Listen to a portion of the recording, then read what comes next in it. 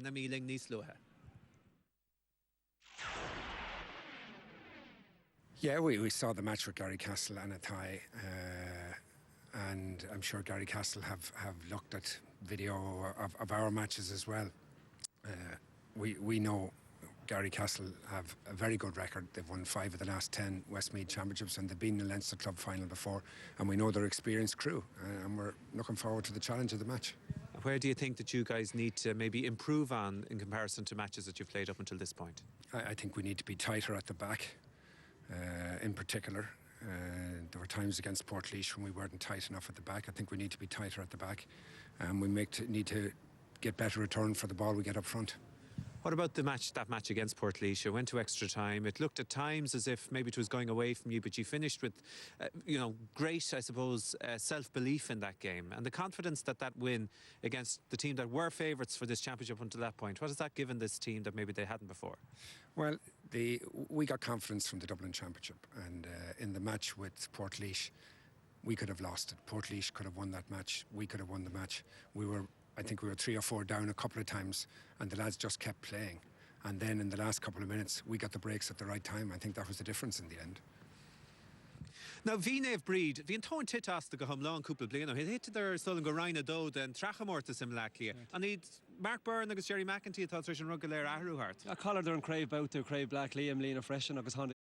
Yeah, we've got a great run in Leinster, and we're delighted, to be here today. It's 2 years ago we were in the final, last year beaten in the semi-final, so this team is really up for it, and we're here to win, and we're well prepared.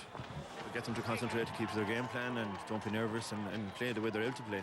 I mean, they've had great performances this year, and 2 years ago we didn't play, but then we had chances in the second half and lacked a bit of composure. So those are the elements we'll be working on in training for the last while. We'd hope it has mattered. I mean, definitely we built up over the last 3 years very good runs in Leinster, so it all counts. But look, it doesn't matter what you have, it's all about performance. You have to perform well. Brigid's are going to be a very, very tough task, but we're well up for it, and we'll hope we'll get over the line first. Brigid's are worthy favourites. They've had a fantastic run, but and any team coming out of Dublin, because they've won 5 out of the last 7, are fancied. But we've great experience, and we've great footballers on our side, and it doesn't matter to our guys. We're here, as I said, to win. Any team today, you have to take your chances when it comes to this time of the year. As you said at the start, the pitches get a bit heavier. There'll be very little in it, and you've got to take your chances when you're shown the chances. And we've got to defend with intelligence. And overall we've got to perform. And it doesn't matter who you're playing or what the opposition is. You have got to perform. In Brigid's were lucky the last day, probably in the first half. Probably Portlaoise would have been very disappointed. And we were on ourselves. We were under the cosh for a while, but came through in the finish. So there's very, very little in any of the games. Tomás. Frád á raibh ní hentóir le seanna clíneach agus tá an cruinne go naíonna dtíar na bhfuil tá go dain sin anna scór agus anhasach chuig garíon chusláin le cuasaí.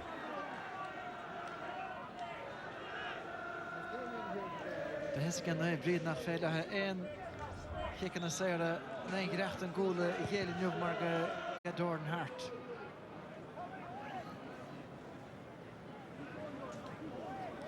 Mar sin. Deis anna neamhseach ar fada dearfa. Agus chuir Harris a drasnán an son ige Darcy. Féad leir vascorála dhéanamh má tugtar an deis dóibh. Deis chaid Lorna Parke, Carl Henson a dul siar an son. Cinnithe go fáil aige, agus dianta go maithe ó Donoghue. Passan na des cruisige siúil sin tarna ceann na nniuh aige. Chitóg sin har a bheith crín agus seocht teachní sa hí agus fachtartí go Dólan a choolaí sleanach tá Dólan chá crín a bhucha agus a bhí riamh agus át scóraile. Well, Kimi sin couple of her dianta gan na fórna hana héna haid Dizzy ha sé gimmer tistigad an lína lán tusagé héna agus Paddy Mulvihill agus well Dizzy mar nach an chrín leis na kickan agus an scóran san dóibh. Mar sin láir na huaire tá dul mistigad agus sé Graham Norton atá á ghaire. Alan Kelly an nó déala bechóla go mará agus Ebriamachcha. John Lachlan in ish, David O'Shack to see Aliano and Shear.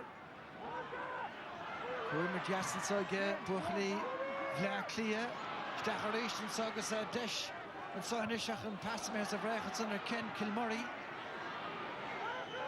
But you're not going to be that part of one a little liar vadina costant the Gary and Hushline because kick.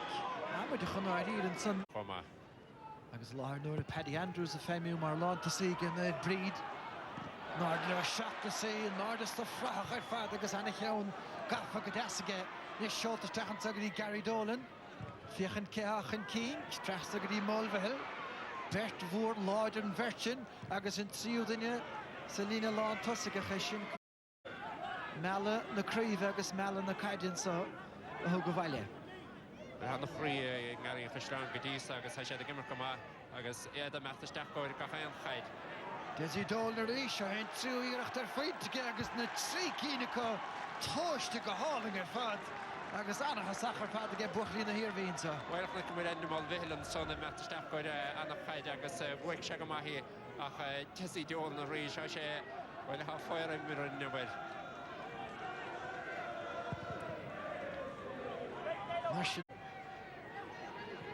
Stolen, Boutavan Ellen, Norton Foss, Orlando and Shin Kyangal, the shoulders, Nivi and Trinas Baralico, Nicosta, Achen, Trastano, Glanagas Tiger. Well, I had no bleach, Graham Norton, Clean Deed of it, Desi Dolan, no Hasach, I Dolan, the end of a battle, because, well, I should a forehead father new, August. On Spas or Fad, who get Gary and Fishloin. Tá Dolan Riamach agus an chumar go sé chune se hóga dachta Henson gaffa Lastigenson practical hauling ar fad agus má tá peint an so an fast agus is stoilin go bé James Dagnan a bé in a fast Irish dacha. Well, you give James Dagnan count on the Vahanson vi Desi Dolan tatamach and he kicks there a hógan agus snick James Dagnan flick shake Carol Henson the Irish dacha agus well ni gona chin tuch Carol Henson the foil twin T ach well for sure go he cartin Shanna Queen of Tashits, as soon as the shell of the Kada, Nilan Kana, Halun getting a shot James Dolan, Mahogan Cheshana Koselish, Jenna Shedivol, Stacklin, Golkar Desinish, Arranged, Gary and Jahar, Gunning in the Herda, American High Chest Prabigat Vishestig. Force Mata Gaffa, her Sean Murray, Diff on that Murray and Echon in a stack. Agus a goal team played agus point to get Dolan. Well, point to get Gary and both the son of Kimi the Risha and Martin Cahalan is Chesh Master Desi Dolan of which and had a Risha agus Rishan Hoyam or Doon to Gary and Hushlan. Ni Dolan Gravin. Count the park. Oh no, we can't count the park. Yeah, we David O'Shaughnessy on the Wisha Gary Dolan has shaken Mertens na hen out over Lahar the way. Agus an chumar skill na fil isige sta coola ke gedirchta a gaide ni shot dag Mulville chance at her goal. I Mia Carter and Son Margaret Launashach on Talon agus Vian Chitram Hostacher Homoigent. Ryan and Isherista Hunlook on the Mach agus Bull to Trust and Hulige agus ta chance avoid and saw. Well, Cade Harlan Sunday Ken Darcy Connus not I'm Shaboyden. Well, there's a special fear and there's a Brigid Reve kicks there on Luna Reve had an egg in a hen macha. Well, Shannon Visage, and you went to head in there, Visage. Negra should did get accused and broke. Potentially wishes that's the tackle. Yes, Ken Darcy. You should get the Ogni, Karkirich Shahan, Strainer, Pullishi and Kula, Fach to get Carl Henson, Agus. Talk to Hamag and look now, Kyle Garim Fishline, the counter Tonish. Well, it's Chinean with the stock teeth of Garim Fishline, so when we get on smachtig me out this to Darrell. Nish Barry Callax, Farlashik, the Kilmurray, took it on Rahi, Stas's pass, Darcy Nish, Shants Glover, Fainter, Mackley, Paddy Andrews, the hit right at a goal again, Andrews, Harris should trust on, Dirich Marvi Tastal. Well, Chinean Tusnook and the Bleedinish. Femmer Gimerag, Kahek, Gary Fishline, and smachtig me out. Technic Paddy Andrews, Kumahi Shagas, Paddy Andrews, and Poland. Hussein Agra had begun his Ivan Trussa, Shawnee O'Donoghue. Squeak to Fega, Dolan, both of Vine, Agus Bader, on print as far and Noviga. The then turn the Tahi Wuchel. Agus Baker count on the point he's Tahti, Homa, Hasher, Chesh, Gary Fishline, Chesh, Point, the bleed twin to all Norman, the Henasha, Chesh, the Hooter, Nash, Stacks of Laharish. Well, Shinart scorer fad. Look at the Kostakadi Darcy, Travancy da Ochin. Put him on so get Philly Ryan. Put get Ryan, I guess. Neither toot fair fate and no fair var division McHugh. Machan Sugadi Dordan Hart. Rish Ken Kilmurray, a fighter shachas it again through the door of a Huller. Desi Dol Narish Tan, Fassa Browse and Yovochel. Agus on love Nortige Martin Cahill Homa. Short the chance on Zone Holix on Bardor. Takahama Agus Dunkura again. Gary Dolan Leshin. He currently in Agus Bene Pulla Marhanamake. Well, Solomon Gobert and the Nara. Our boy, being boy, Gary Dolan and Tower Father in Chile and the one about so he came about to Hashadian Tahani Heniger. Well, Durista McLahama Hamash, Gumi and Boy the Dolan the Hana, the Mialish Hid Le Irachta Hot Le Dardish. Well, Dianish, Anna Copperface Jacks, Ma Vuncha de Shaw, now the Cadianishid, Ma Hallen Shade, the Council Kuraharish Drastan and get Darcy. Shoots better than her. Den macht gut schon der Stefan ist wie ein ihrer Schestiger wie Richard North of Hashe wie attack the Macarish. Nish Darren Plunkett Stachel largely and so. Force the car. I guess Council Kurishtahan on the John O'Loughlin, Gadassa did McCooley. Well, if I can't finish well, we'll Spraganish tap the Stefan night feed. I guess I would chat when tap the national Flahisha. I didn't know anything of more force the car. The right margin if Nicomet. Nish couldn't see the road Paddy Andrews. Like I said, put to go home to again. Henson the head. Paddy Andrews. Like I said, back in to come on again. Marcus Takadi Dolan. Dakar Galore and Council on the Prabba Dira Gamacha. Here, Harishnish and here was the Nimerodi. Take which she took a Mahkamah again, they breed. Mullins. True Carter trust in the park again, they breed because Alan Daly. Erdogan, this shot is that get shoots his part, because put to come out again Darcy. Sugary Andrews, Bichat Paint and saw August Targa Dane. Obervaga Ken Darcy and son and Pete Ames again Mescre. Oh yeah, August is small score in the Patago for Indiana. August Welton Chan the fifth Noel and son of Rish. August Pasha the Tatanash for Henny that Kid of Queen Tatrinish. Well, a couple of scored has started. Kilmurray, done the breed and saw. Kid of Queen to the Varna. And the Count put again under the McCarthy. Kilmurray reached. Agus tá légar nisir bharda Garion Chishláin agus County put to get Darcy, Mahdi, Andrews reached again Mark Hogan on Pete to Chaim Shoe. Darcy Wachel of Tolchakini Nish Gaffy. She going to pat the Nish again a couple of moments on the west. Agus Shannon the height into Rumach na Nile and Hosset down who to get Garrycastle on the Mertlat and the hashtag Spas more Grey, Eden Laragort, Agus and Nina Long Huil. Gerfrabshi Wig Shachas. Nor the Sonayer agus Garmach gets up like a Shahoin, Barry Calnish, Nair Breed agus the Takahori, the Dirigidi Grace agus the Spraga, Stakadi Andrews, Hasha Gaffalashtig, Hasha Sauce to the paint and catch the Andrews, half into the Vernon. Paddy Andrews, Hasha James Christopher Father Law in the way, agus Hasha Barova Hassel, and Father Fad Stone to make a run the Negan and a bit of our coil. Neil John Gaffey Mahabo and the law in the way there. Sheriff Fainted Sefieliga and Ryan Agus Arish, Dol Brigid and Nordach Visha Cat again Council, ich came out in the Black and Son. Barry Cahill, Chinocher and Nishanish, Emir Dud Zeri Kele. Hechar Sharish, Alan Daly, Ganang and then Gerdach O'Loughlin, Hogan Tainig, Agus Tashi Kuraharish, Drastan again, John O'Loughlin. Nach Tapig a Humpain and Tide. Anna Happig at Father Captain Wood, and for Gary Dolan and Boy, you shouldn't grab dead in the beat of Penny Captain Wood, I should check and let you kick the more of Father Geshaw. August. Well, Yin Tommy Fitzgerald, the Fortleisha, and son Garrycastle hin, shot the Tahamil of Ford, Tashi Cutter, Clay August, for Religa Kendall. Vedra start on goal Stachdi Andrews, Nish Coffergan, kicks her again, Hadesh and so again, Dyna cwr loch a i'n dahyn gyda Cosgrove agus ta si cwrdd na cwnig Gavin McIntyre sin loch a. Wel, an y pwynt ar fad agus Paddy Andrews yr wyth gyn Ken Kilmurray yn sian am yr cwma ac an y pwynt yn sy'n gyfer hwnnw. Ac fys yr an ar y niwm ffoc fe bydd ymwch ffein o'n diel y ffoc ein eisiau gyn agus wel y tahi gan y byd ar sio.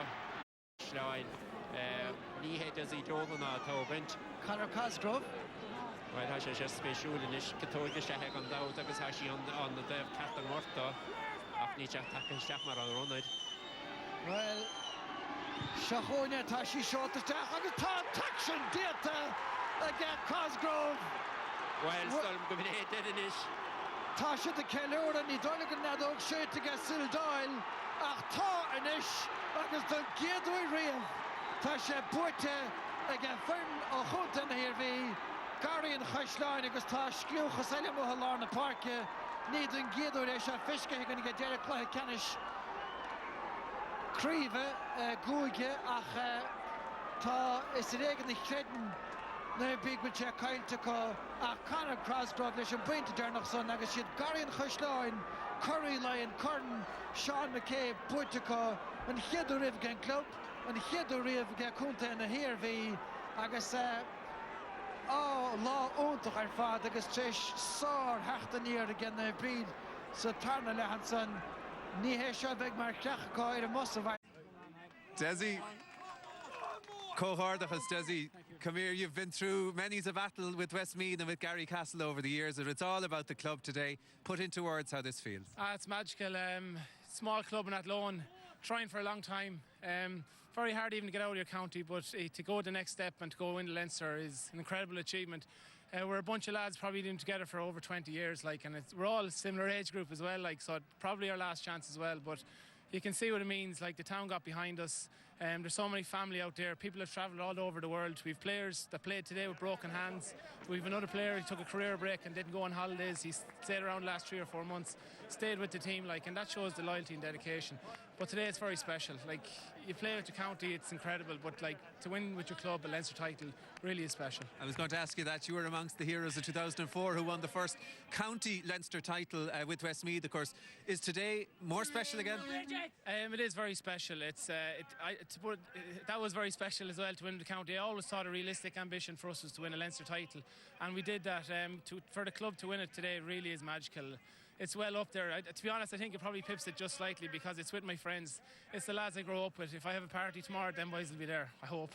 All right, now you did it the hard way, having, flew ahead in the first half and looked to have a leg already in the All-Ireland semi-final, and things, they just started drawing you back in. St. Brigid's fantastic character from them in the second half, and then you had to get the clinical score at the end, and when Conor Cosgrove stood up to take that free, what did you think?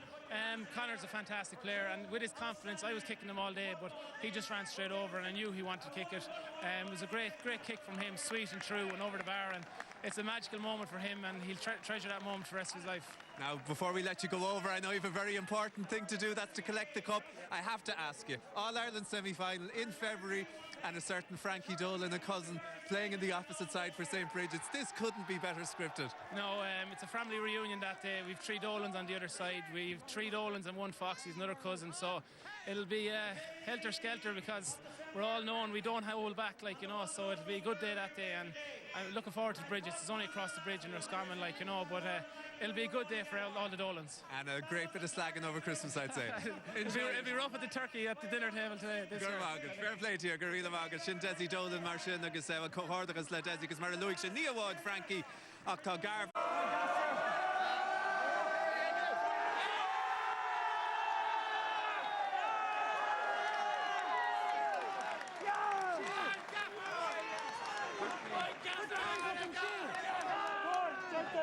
Yeah!